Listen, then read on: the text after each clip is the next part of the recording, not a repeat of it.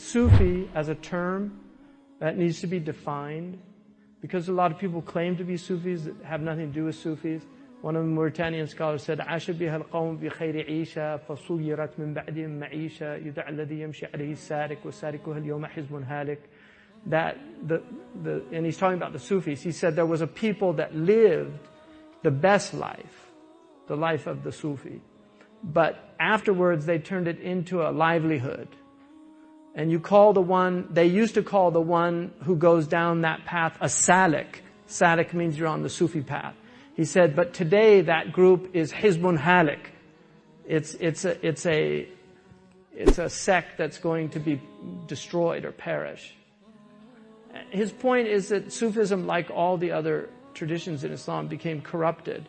Even Hasan al-Basri early on said about the Sufis, he said it was a reality without a name, but now it's a name without a reality.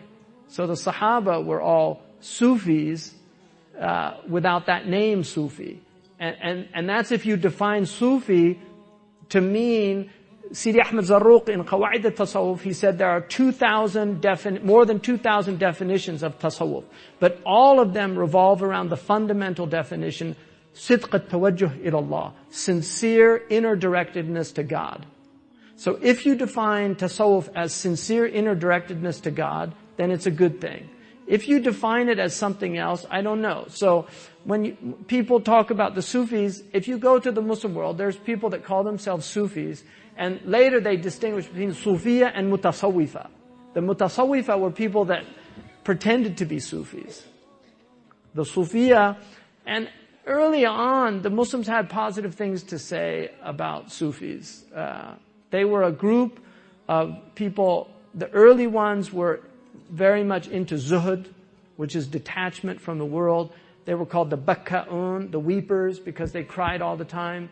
Rabi' al-Adawiyya introduced love into the scenario, and it became less of a fear of God and more of a love of God.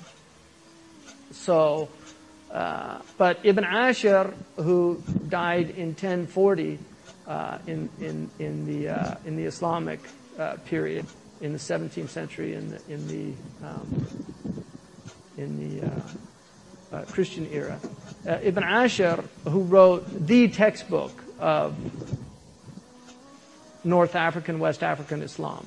Everybody in Morocco that went to even a kutab, just a basic school, learned Ibn Ashir by heart, and that was the basis of religion. And he begins the book by في عقد الأشعري وفقه مالك وفي طريقة الجنيد السالك. In the madhab of Imam Malik, the aqidah of Imam al-Ash'ari, and the path of Junayd al-Salik. I mean, that was Islam to North Africans, West Africans since the beginning. And you'll find the isnad goes back all three. And so traditionally, I mean, there's a lot of corruption in tasawwuf, but overall, tasawwuf has been a central and extremely important force in keeping Islam centered in rahmah and love. And when you remove those principles from Islam, it becomes a harsh thing. And this is why the people that hate tasawwuf are noted for their harshness. It's as simple as that. And I would rather be on a boat with Sufi Mubtadi'ah than with these other group. Like if the ship sank and there was a boat, and I saw, this kind of Salafi Wahhabi group, and then I saw a bunch of Sufis singing qasidas, I'd much rather get on the boat with the Sufis, because the Wahhabis will end up throwing you overboard, saying your aqeedah is not sound or something like that, and there's only food for a few of us.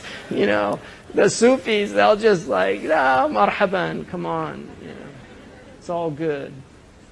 So that's the truth. I'm sorry, and I'm not somebody that attacks groups. I don't like attacking groups and things like that. And people, if you look, I've had a public career for many, many years. You'll be hard pressed to find me speaking ill of any group.